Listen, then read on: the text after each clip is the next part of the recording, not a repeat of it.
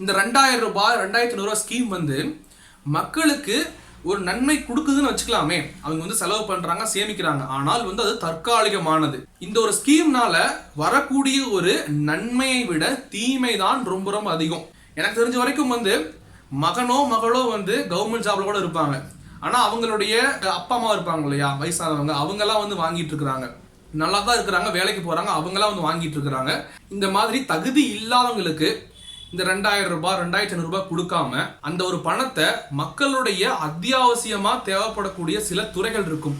அந்த ஒரு துறைகள்ல நாம வந்து பார்த்தோம்னா முதலீடு செய்யலாம். உதாரணமா ஒரு கல்வி, மருத்துவம், விவசாயம். உலகத்துல 195 நாடுகள் இருக்கு. இதுல இந்தியா வந்து 4வது மிகப்பெரிய பொருளாதார நாடு.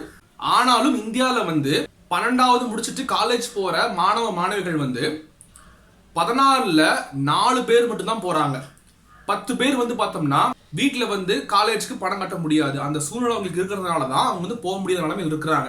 நீங்க சொல்லுங்க, இப்போ வந்து நாம இந்த 2000 ரூபாயோ 2500 ரூபாயோ நம்ம வாங்கிட்டு தற்காலிகமான ஒரு சந்தோஷங்களை நம்ம அனுபவிச்சுக்கிட்டு இருக்கணுமா, அல்லது மக்களுக்கு தேவையான ஒரு கல்வி மாதிரியான ஒரு விஷயங்கள்ல நல்ல திட்டங்களை பெற்று நல்லா படிச்சு நம்ம நாட்டுல வேலை வாய்ப்பும் நிறைய இருக்கணும், அந்த மாதிரி இருந்து நாமளும் வேலை வாய்ப்பு பெற்று சம்பாரிச்சு சுயமரியாதையோட வாழணும்னு ஆசைப்படுவீங்களா?